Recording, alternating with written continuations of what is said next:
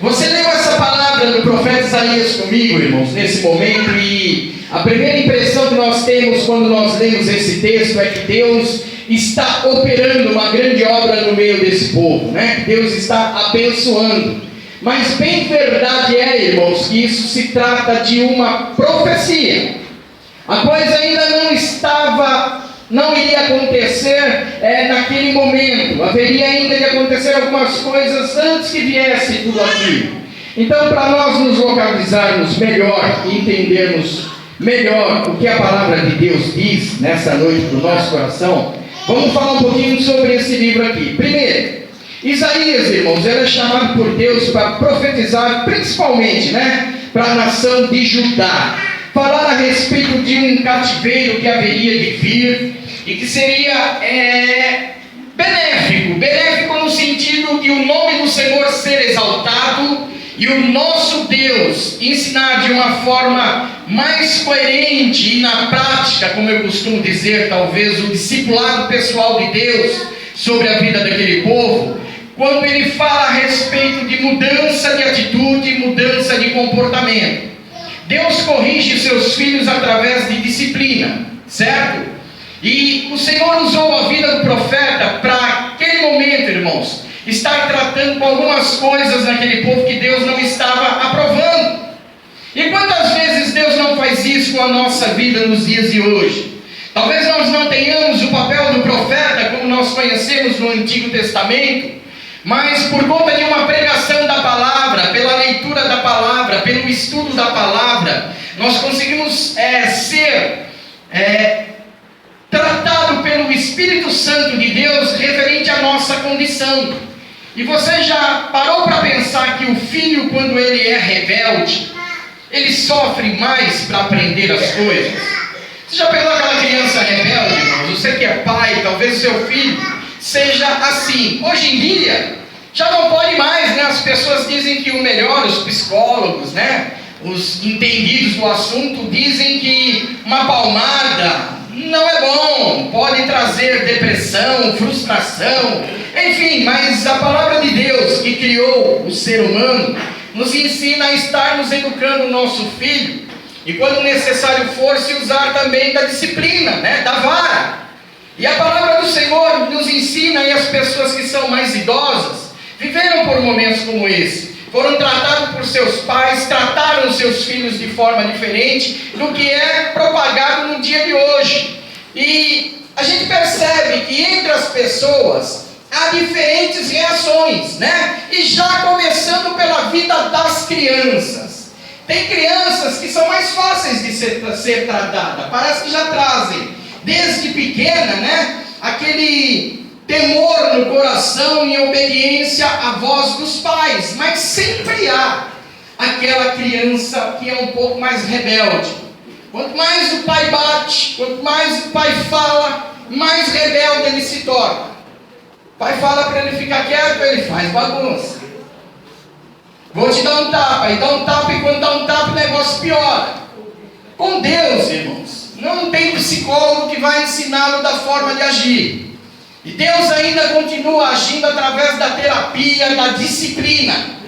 E a disciplina muitas vezes traz consequências muito sérias para a vida do Filho de Deus. E o profeta ele é usado por Deus, irmãos, para que nós venhamos a entender quando o Senhor falou que nada ele fará sem antes avisar os seus servos, os profetas. O que ele quis dizer com isso? Deus não pega ninguém de surpresa, irmãos. Não pensa você que Deus vai te pegar de qualquer jeito e sair te disciplinando sem saber o porquê. Ou você vai ficar questionando, o que está acontecendo na minha vida? Não. O Senhor, quando Ele disciplina, o Senhor, quando Ele trata, Ele traz ao conhecimento daquele que está sendo tratado o porquê que ele está passando por situações assim, situações difíceis. E o profeta ele foi usado por Deus nessa ocasião para estar falando a um povo que estava vivendo um momento de rebeldia, um momento de desobediência. Se você pegar o livro do profeta Isaías, por exemplo, você vai do capítulo 1 ao capítulo 39, os estudiosos dizem que todos esses capítulos é um período em que o profeta estava falando de situações para aquela geração. Deus estava tratando de assuntos concernentes àquele momento. E a partir do capítulo 40 até o último capítulo do livro de Isaías, o profeta está falando sobre coisas futuras, coisas que haveriam de acontecer mais para frente, talvez em outras gerações. Então, quando nós lemos esse texto do capítulo 54, é um texto que o profeta falou para uma geração futura, uma geração que já haveria passado pelo processo, vamos dizer assim, do cativeiro, da correção, da disciplina de Deus, um povo que já havia entendido como é que eles teriam que reagir, e em consequência disso, Deus traria sobre aquele povo muitas bênçãos. Há quem acredite que isso se dará por ocasião da vinda de Jesus, né? Não quero entrar em detalhes, até porque não é o foco da palavra, porque eu quero falar nessa noite sobre 4 coisas importantes que eu achei nesse texto aqui. 4 coisas que Deus falou para o povo fazer, por condição da bênção que ele haveria de operar naquele lugar, né? Depois do sofrimento, depois da luta, Deus entraria com restauração, e essa restauração haveria de trazer tamanha prosperidade, irmãos, que o povo precisaria fazer alguma coisa para ter a capacidade de receber aquilo que o Senhor estaria dando. Bem verdade é, irmãos, que o Senhor muitas vezes nos abençoa com sorte de bênçãos, e a gente não tem ideia de como administrar as coisas que Deus coloca em nossa mão. Partindo da vida espiritual, muitos de nós, irmãos, temos dificuldades muito sérias de tratar com o dom do Espírito Santo que nos foi concedido, dons espirituais dados por Deus à nossa vida, para que a gente possa estar somando na congregação. A palavra do Senhor diz de forma muito clara que nós somos o corpo de Cristo, né? Nós todos juntos formamos o corpo de Cristo, e cada um de nós somos um membro desse corpo. E o Senhor diz que na sua palavra que Ele capacitou esses irmãos, essas vidas, para serem um agente de bênção, e concedeu dons espirituais ao povo, dons diferentes, mas que num total serviria para estar cada um, né, somando com o outro, para que a igreja pudesse crescer sadia.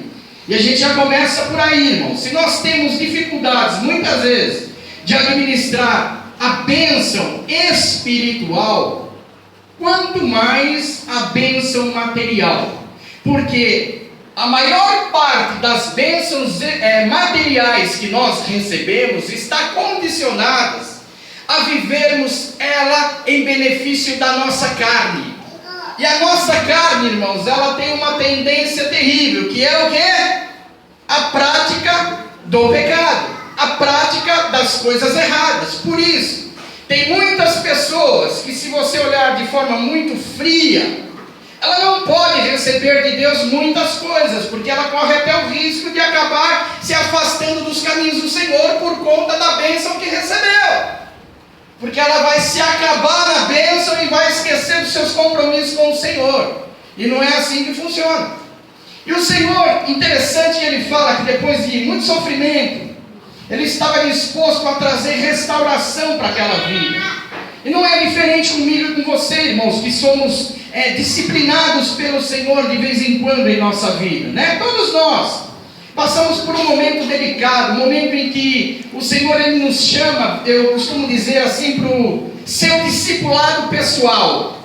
Quando Jesus nos convoca, irmãos, para o seu discipulado pessoal, Ele não tem só o hábito de nos ensinar coisas da palavra através das escritas, mas Ele vai falar, além das escritas, Ele vai nos tratar também com a prática das coisas escritas.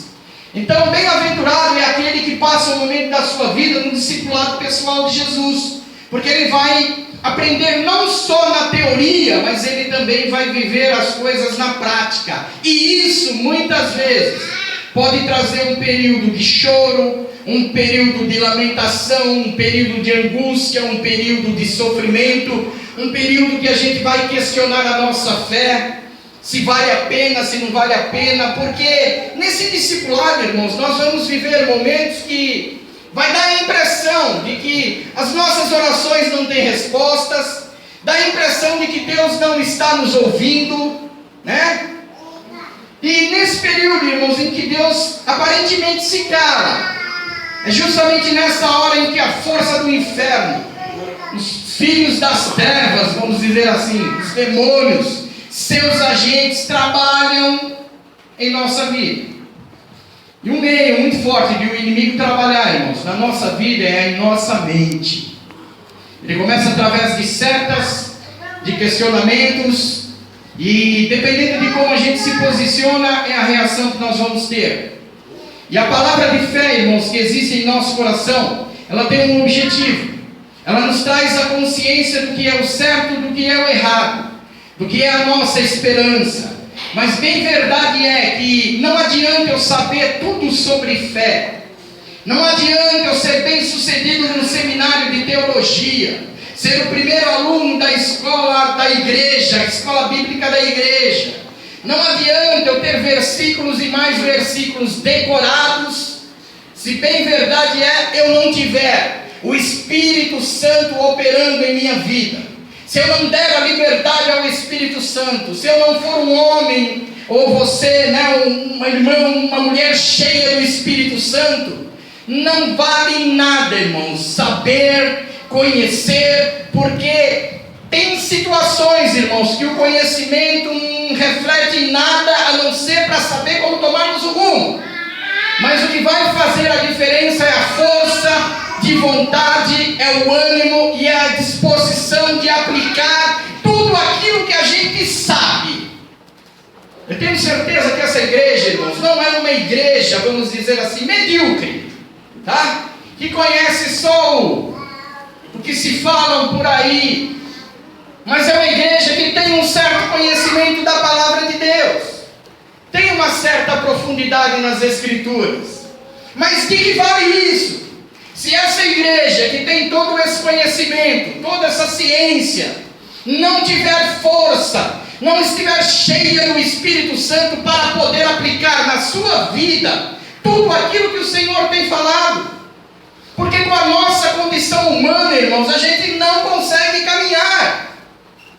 Por isso que o Senhor, Ele nos exorta a crescermos na graça e no conhecimento do Senhor.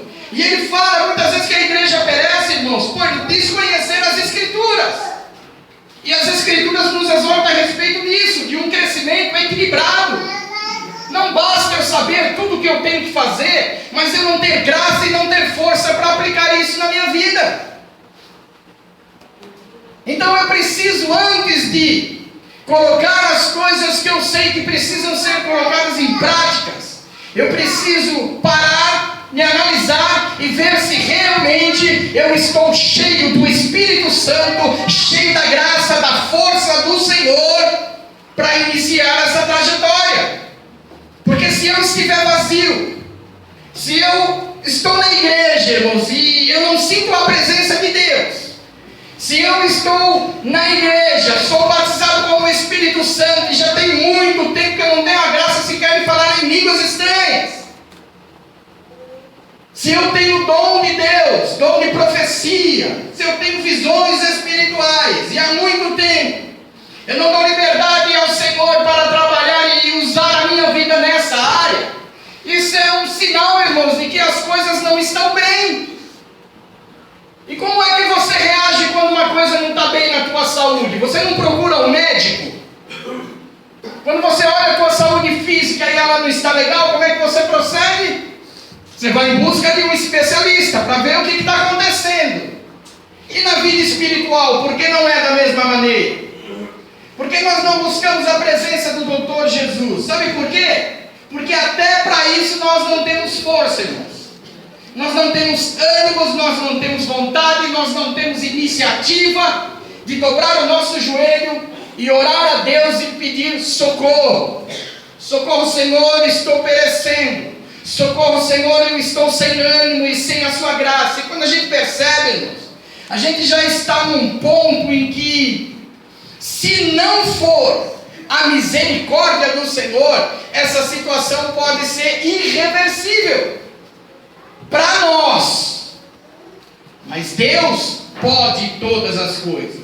Aleluia. Mas mesmo Deus podendo todas as coisas, Tem situações que ele só trabalha mediante aquele que vai buscar. Você já reparou uma coisa interessante que ele fala para o anjo de uma igreja ali de Apocalipse? Eu não lembro qual igreja é, mas ele diz assim: arrepende-te e volta ao primeiro amor. Isso é uma direção de Deus para a vida do camarada. Como é que ele vai se arrepender? E como é que ele vai voltar ao primeiro amor, irmãos? Isso é uma condição que ele vai ter que analisar. Isso é uma condição que ele vai ter que estabelecer para a sua vida. A vontade de Deus é que ele se arrependa e que ele volte ao primeiro amor. Deus poderia muito bem dizer a ele: estou te dando graça nessa hora para que você retorne ao seu primeiro amor. Existe um processo para isso. Ninguém chega no estado que está, irmãos, à toa, de qualquer jeito, do dia para a noite. Isso é o quê? É um processo de decadência, vamos dizer assim, da nossa administração de vida espiritual. Estamos administrando mal a nossa condição espiritual. E quando administramos mal a nossa condição espiritual, a nossa tendência é ficar fraco, ficar desmotivado. E o profeta, ele tem um papel fundamental no meio da sociedade da igreja, que é nos animar, nos dar ânimo, nos despertar, nos chamar a atenção para a condição que nós estamos vivendo. E eu, como pastor, eu tenho uma obrigação diante de Deus para falar para você o seguinte: querido, nem tudo está perdido. Se você está aqui nessa noite, é sinal de que ainda há uma medida de fé no teu coração. E pelo que eu sei pelas Escrituras Sagradas, não é necessário uma quantidade de fé exorbitante para Deus operar o milagre. Basta ter fé, não importa o tamanho dela. Se essa fé for administrada, Deus está disposto a restaurar todas as coisas.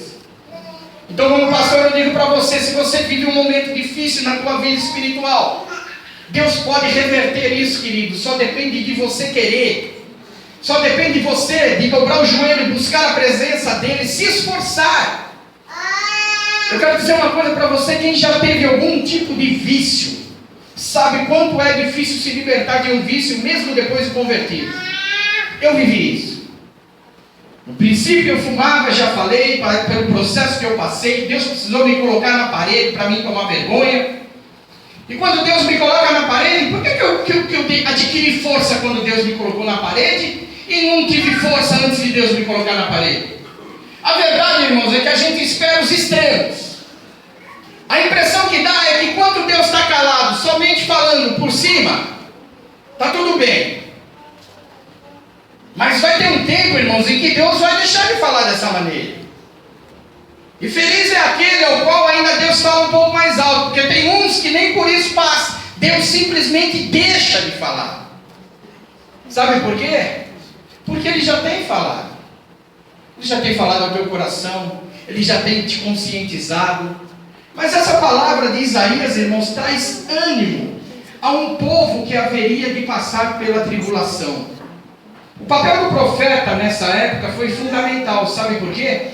Porque Deus estava preparando aquela geração para mais à frente viver um período de dificuldade, um período de cativeiro. Mas Ele disse o seguinte: que sempre esteve com o povo, Ele não havia esquecido o povo, e que haveria de abençoar novamente o seu povo. Você consegue entender isso na tua vida? Você consegue enxergar isso para a tua igreja? Eu quero que você preste bastante atenção na versão bíblica da Bíblia de Jerusalém sobre esse texto que é relatado no versículo 2 e versículo 3 do capítulo 54. Eu entendo que ia ser mais claro, né? Diz assim: alarga o espaço da tua tenda, depois de Deus ter tratado. E eu entendo, irmãos, pelo Espírito de Deus, que nessa noite Deus está falando com pessoas ao qual Ele já decretou o fim da tua disciplina, da tua correção, do teu momento de discipulado pessoal com Ele. E que a partir de agora Ele vai começar a abençoar a tua vida. E você para isso precisa despertar para essa realidade. Você precisa ter uma condição que você possa receber aquilo que Deus tem para entregar na tua mão. Porque senão como é que vai ser? Olha o que diz a palavra na versão da Bíblia de Jerusalém. Alarga o espaço da tua tenda.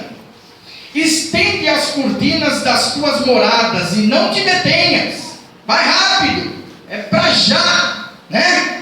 Alonga as cordas e reforça as estacas, pois hás de transbordar para a direita e para a esquerda, e a tua descendência se apoderará de outras terras e repovoará cidades abandonadas. Coisa interessante, irmãos. Promessa de bênção. Esse capítulo 54, se você pegar ele, você vai ver 3 divisões fundamentais ali. Primeiro, uma chamada de Deus ao cativeiro. Segundo, as promessas da abundância. E o terceiro, encorajamento aos exilados. Deus, quando está disciplinando ou corrigindo a vida de alguém, ou passando por um período de prova, porque a gente precisa entender que nem todo tipo de luta que vem sobre a gente é disciplina de Deus, irmãos. Não. A gente precisa entender que a gente sofre lutas então, por vários motivos. Pode ser uma provação da nossa fé, da parte do Senhor. Pode ser uma disciplina de Deus, porque nós temos ficado fora da posição do Senhor. E pode ser consequências de coisas que a gente tem feito de forma errada. É a lei da colheita. A gente colhe aquilo que a gente planta. Então, como é que eu sei o que eu estou vivendo? Por que eu estou dessa forma? Por que eu estou dessa maneira? Quem é que vai responder isso com precisão para você? Não é você mesmo, não é o pastor da igreja, é Deus. E como é que Ele faz isso, irmãos? Entra no teu quarto, o teu Pai, que conhece todas as coisas, vai te revelar. O Espírito Santo, irmãos, vai tratar com a nossa vida, para que a gente entenda o porquê da situação que nós estamos vivendo. Porque, eu não sei se você sabe, mas o inimigo é sujo. Quando a gente passa por um momento de dificuldade, a primeira coisa que ele quer colocar na nossa mente é que nós estamos errados, que é pecado, que é... Enfim, ele coloca pensamentos, irmãos, que vêm nos colocar lá para baixo. E o Espírito Santo, ele nunca vem colocar a pessoa de Deus lá para baixo. O Espírito Santo, ele pode falar às vezes de forma dura, pode nos chamar a responsabilidade e a questionamentos, mas Ele nunca vai nos colocar lá para baixo.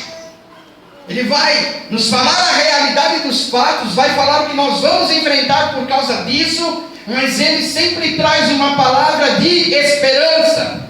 Ele sempre traz uma palavra de dias melhores. E eu gostei dessa palavra que eu li nesse texto. Alarga o espaço da tua tenda, estende as cortinas das tuas moradas, alonga as cordas e reforça as estacas. E o crescimento vai ser tão grande, diz aqui, que você vai crescer demais, transbordar, né? Para a direita e para a esquerda. E a tua descendência se apoderará de outras terras e repovoará cidades abandonadas. Primeira coisa que eu vejo no texto, que o Senhor fala para o povo: alarga, alarga. Alargar, ampliar, é a mesma coisa. E Deus vem para você hoje, irmãos, no nome do Senhor Jesus, através dessa palavra, de dizer que Ele vai te abençoar, de tal maneira, que chegou uma época na tua vida que você tem que começar a se preocupar em alargar a sua tenda, aumentar a sua tenda, ampliar a sua tenda. Eu olho a palavra de Deus e nesse sentido, irmãos, nesse contexto, o que eu posso interpretar como tenda? Meu espaço. Deus vem para nós hoje e diz: olha, amplia o teu espaço, porque o que eu tenho para te entregar não cabe em qualquer lugarzinho, não. Aleluia. É uma quantidade muito grande, é uma quantidade muito boa. Eu não sei se vocês lembram, mas no início desse ano, nós começamos uma campanha que tinha por tema o que, irmãos? A grande pesca. Deus vai começar a mandar peixe. Deus vai começar a mandar peixe aí. Tem lugar para colocar? Ou vai sair distribuindo só porque veio muito? De repente a quantidade, irmãos, não é porque é muito, é para sair distribuindo, sabia disso? Às vezes Deus lhe dá uma quantidade que é para seu suprimento no futuro. Não é porque tem muito que vai esbanjar. Não é porque tem muito que vai distribuir. Na verdade, nós somos incentivados pela palavra de Deus a estarmos ajudando as pessoas. Mas até para ajudar, socorrer e contribuir, eu acredito que nós precisamos ter a direção e a indicação do Espírito Santo de Deus, irmãos, para não desperdiçarmos aquilo que de tão precioso Deus nos colocou como recurso em nossa vida e na vida da nossa igreja.